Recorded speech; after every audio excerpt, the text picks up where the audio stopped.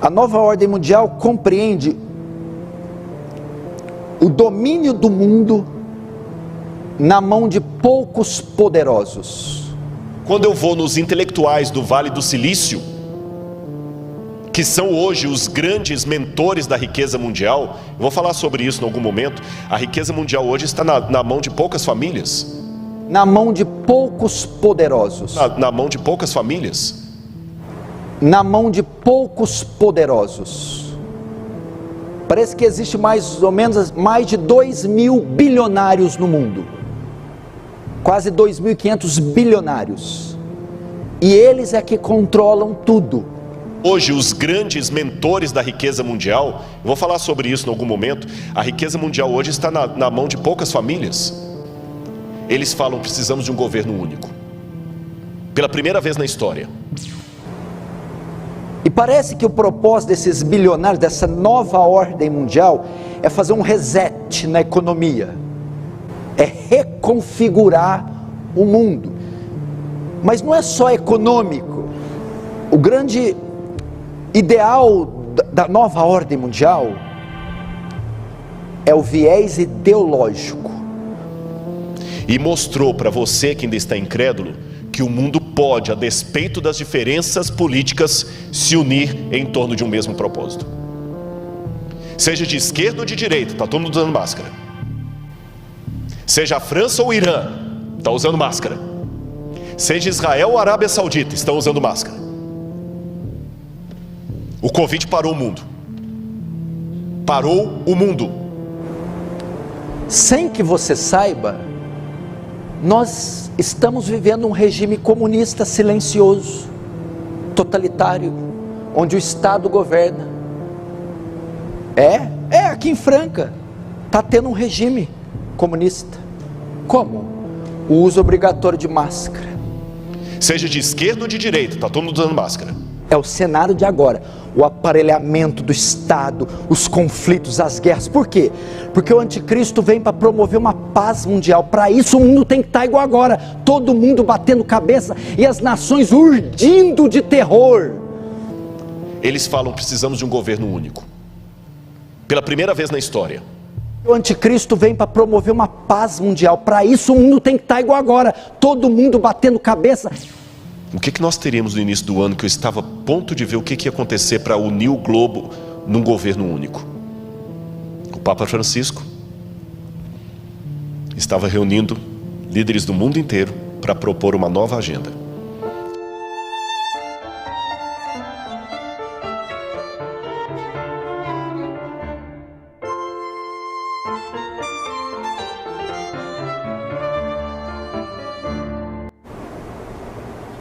E é isso que já está aí.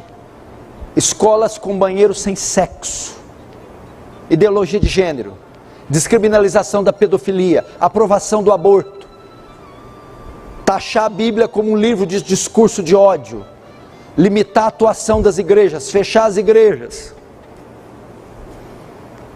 exterminar do calendário nacional feriados religiosos, como Natal, Páscoa. Exterminar a era cristã. No Antigo Testamento, Deus deu uma ordem para o povo de Israel: você colocará a lei do Senhor na tua mão e como frontal entre os olhos. Eu não sei se você já viu alguma cena de Israel, que tem o judeu orando lá no monte, no Muro das Lamentações, e ele fica orando lá, né? Baruch haba Beshem Adonai Eloheinu melech. Ele fica orando lá no Muro das Lamentações, e aqui ele tem uma caixinha preta na testa, e ele amarra aqui no braço. Hoje os judeus colocam no braço esquerdo. Ele coloca um outro. O que está ali? Ali está o Shema Israel, Adonai Eloheinu, Adonai Echad. Ouve, ó Israel, o Senhor teu Deus é único. A lei do Deuteronômio, os mandamentos de Deus, para ele sempre se lembrar com a sua ação e com a sua mente que Deus é único e que tem os mandamentos de Deus. O risco que elas têm, que elas correm, é de serem marcadas com 666, a marca da besta, a qual quem possuir não será salvo. E como eu Porque a Bíblia diz: fez com que todos, ricos e pobres, grandes e pequenos, servos e livres, fosse posto um sinal na mão ou na testa, para que sem o sinal ninguém pudesse comprar ou vender. Aqui está a sabedoria. Quem tem sabedoria, calcule o número da besta, pois é número de um homem: 666. Agora como que eu chego? Subo numa torre e grito: não aceitem a marca! É assim que eu a salvo? Não, é assim que o cavalo branco atua, desde a minha parente que vive na mesma casa, aos vizinhos, colegas de trabalho, escola, hospitais, tribos, línguas, cidades, estados, nações, continentes, o mundo. Não, como eu alerto eles da marca? Arrependei-vos e credes no Evangelho de Cristo. Todos pecaram, destituídos da glória de Deus estão. Do céu se manifesta a ira de Deus sobre toda a impiedade dos homens. Mas Deus amou o mundo de tal maneira que deu o seu Filho unigênito, para que todo aquele que nele crê não pereça, mas tenha a vida eterna. Deus não enviou o seu Filho ao mundo para que o condenasse, mas para que o salvasse. Quem crê nele tem a vida, quem não crê não tem a vida, mas sobre ele está a ira de Deus. Pregue o Evangelho. Pregue o Evangelho. É a única solução para este governo, este mundo, estas pestes, essas pragas e essas profecias. É a exposição lúcida, fiel, clara do Santo Evangelho. E quando eu leio o Apocalipse, me chama a atenção que o Apocalipse é a paródia de Satanás. Você tem o cordeiro degolado sentado no trono de Deus. Você tem o dragão com a cabeça degolada e curado, porque o cordeiro está degolado, mas está vivo. O dragão também está degolado, mas está vivo. E o cordeiro senta no trono de Deus Pai, e a besta senta no trono que o dragão lhe dá. E o cordeiro coloca o seu selo sobre os 144 mil, e a besta coloca a sua marca na testa, e o cordeiro coloca a marca na testa. E a paródia da besta é justamente o quê? O contrário do tefilim dos judeus. Se era a lei de Deus que tinha que estar no frontal e na mão, e ali a besta coloca um sinal na frente e na mão, eu não preciso entender isso como literal, como sendo um chip que vai estar aqui debaixo da pele. Eu preciso entender como diz o Apocalipse. É uma analogia do oposto da lei de Deus, ou seja, vai ser colocada uma lei que vai me impedir socialmente de guardar os mandamentos de Deus. Por isso que em Apocalipse 12 fala: aqui está a perseverança dos santos, os que guardam os mandamentos de Deus e têm a fé em Jesus. Essa nova ordem mundial quer resetar esses pilares cuja civilização está sustentada e colocar outros pilares. Que pilares são esses que ela quer substituir? É só nós vermos o viés ideológico dessa nova ordem. Qual é? Que doutrinas esses poderosos obedecem, atendem? Que disciplinas, que postulados eles defendem? Vamos lá. O socialismo, o marxismo, o comunismo, o ateísmo. O comunismo aparelhou todas as grandes instituições mundiais. Vai para a ONU, a Organização Mundial das Nações Unidas, fundada em 1945. Todos os seus secretários gerais, todos os secretários gerais da ONU, desde que foi fundada em 1945, são comunistas, socialistas. Então essa instituição é toda comunista. A OMS, a Organização Mundial de Saúde, quem é o diretor dela? O chefão, o Tedros. Ele foi membro do Partido Comunista da Etiópia. Ele é o diretor da OMS. A Unesco, a Unicef, é toda dirigida por esquerdistas, comunistas, socialistas. Agora me diz uma coisa. Você colocaria um nazista, um membro do partido nazista, à frente de alguma instituição? Ninguém faria isso, é uma loucura, né? Alguém que foi membro, que atuou no Terceiro Reich, o império assassino, que matou 6 milhões de judeus. Ninguém, todo mundo acharia um absurdo colocar um membro do partido nazista à frente de alguma instituição dessa importância. Ninguém faria isso. Pois o comunismo matou mais de 10 vezes do que o nazismo. Ele é 10 vezes pior. E está cheio de membros do Partido Comunista nas instituições. A Alemanha de Nietzsche foi a Alemanha que matou 6 milhões de judeus. E mesmo que alguém fale, você está culpando o povo? Não, mas um povo que era tão inteligente não percebeu que o Führer era um maníaco. E muita gente duvidou. Eu sei que é complicado falar de eventos finais, porque algumas coisas beiram a teoria da conspiração, e eu odeio teoria da conspiração. E parece teoria da conspiração, mas também parecia teoria da conspiração que Hitler houvera de fazer o que fez. Vamos voltar para o quadro. A verdade que seres humanos têm dificuldade de aceitar é que existem Hitlers em potencial em cada esquina do mundo. E qual foi a receita da maldade de Adolf Hitler? Já li vários livros sobre o nazismo, sobre a Segunda Guerra Mundial, e eu elenquei em 7 pontos a receita da maldade. Basta ter uma crise, um povo sem rumo, a Alemanha saiu destroçada da Primeira Guerra Mundial, uma índole má coletiva, a tendência, um marketing, você tem Leni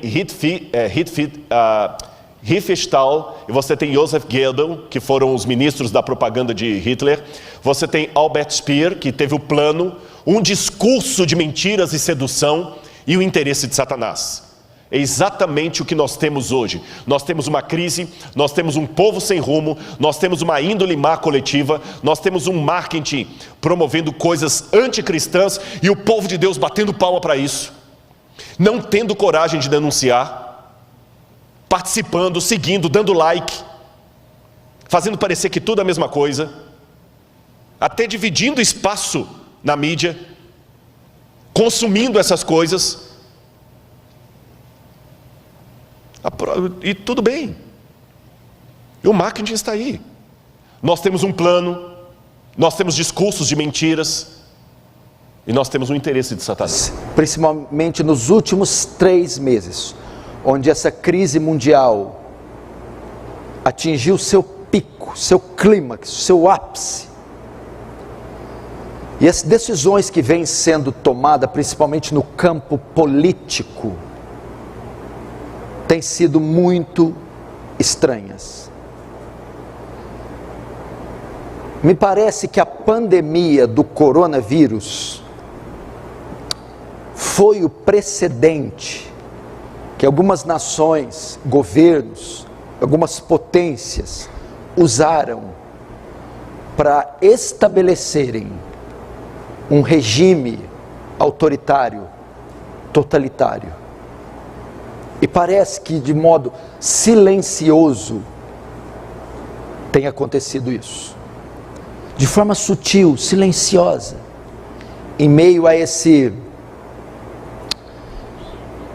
esse surto de pânico, de medo, de horror que a mídia implantou na sociedade, enquanto a população tenta se recompor do susto, do medo, do pânico, e está com a sua mente embotada, fixada nas notícias, eles trabalham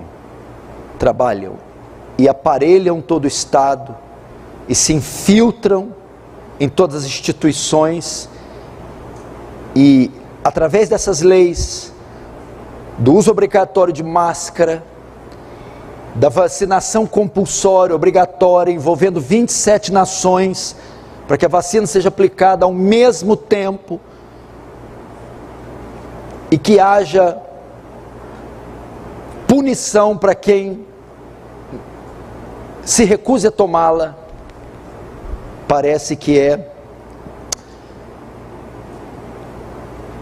o estabelecimento de um governo ou de regimes totalitários, que vem através de governos tiranos, supressores da liberdade, e o pior de tudo, nós estamos vendo em escala global, mundial, simultânea, algo que nós nunca vimos antes,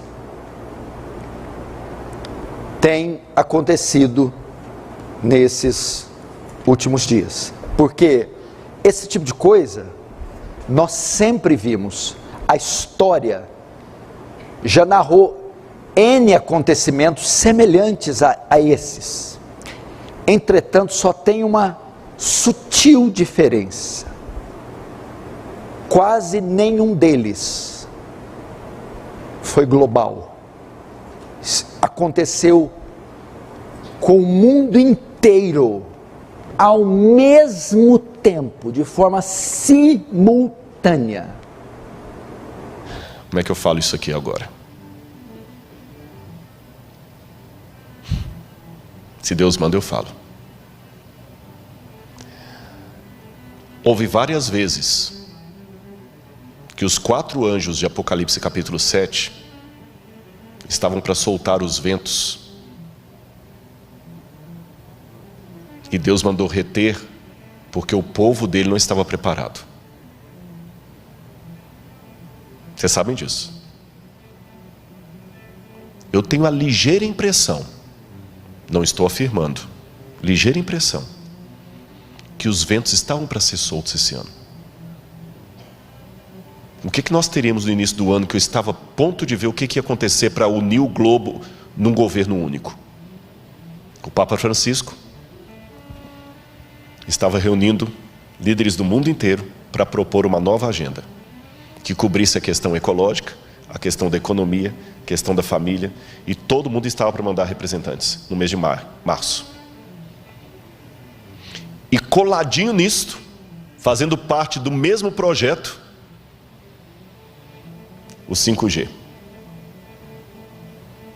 Que quem entende de internet sabe melhor do que eu o que significaria o 5G no mundo. O 5G vai ser mais do que o advento da internet. O mundo seria outro. E na hora que essas duas coisas estavam para transformar o mundo, Covid. Parou tudo. Estou perguntando, não estou afirmando. Estou pensando com os meus botões. Será que Deus falou assim: eu vou permitir esse vírus para parar o mundo, porque o povo de Deus ainda está dormindo demais? E nós ainda estamos parados aqui esperando? Eu termino com isso.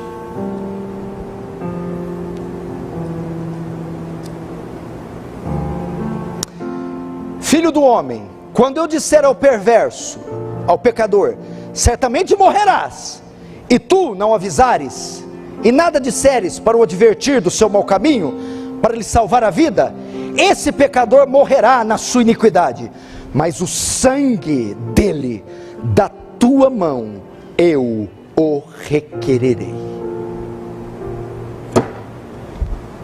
Deus vai nos cobrar o sangue dessa geração inteira que vai para o inferno, e você ficou em casa com essa pança vendo Netflix.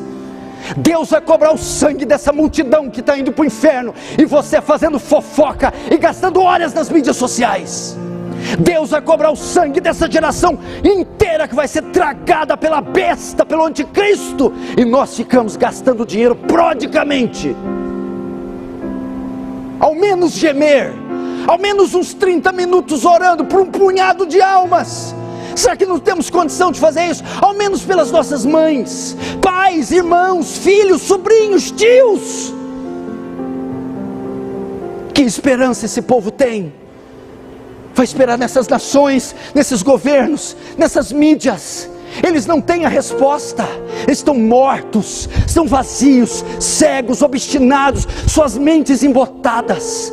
Mas essa é a tocha de Israel, é a lâmpada de Deus na terra, é o sol que brilha na escuridão, a igreja.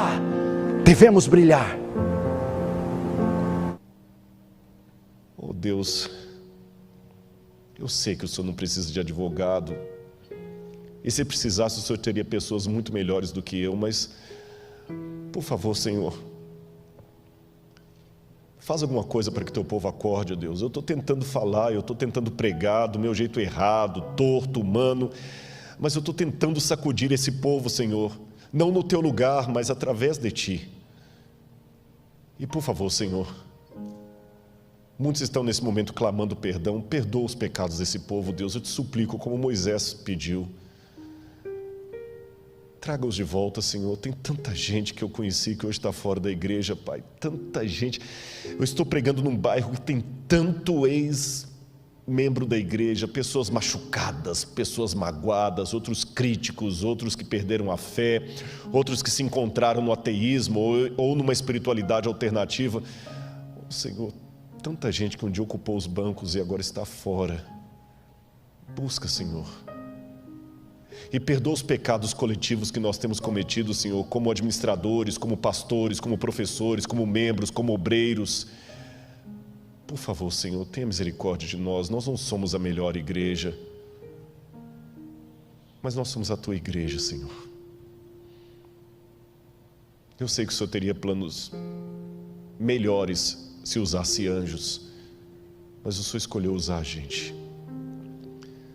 Perdão, Senhor, se eu preguei mais tempo do que devia, mas se o Senhor os manteve ali no ar é porque o Senhor tinha um propósito. Cuida dos teus filhos e cuida de mim também. Porque está escuro, estamos com medo, não vemos o teu rosto, mas sabemos que o Senhor está conosco, então isso vai acalmar o nosso temor e nós vamos dormir em paz. Manda um anjo, Senhor, agora, carinhar o rosto de cada um que está em oração comigo. Que ele sinta a brisa do Espírito, como se fosse a mão de um anjo carinhando o rosto dele, dizendo: você é amado de Deus. Em nome de Jesus. Amém.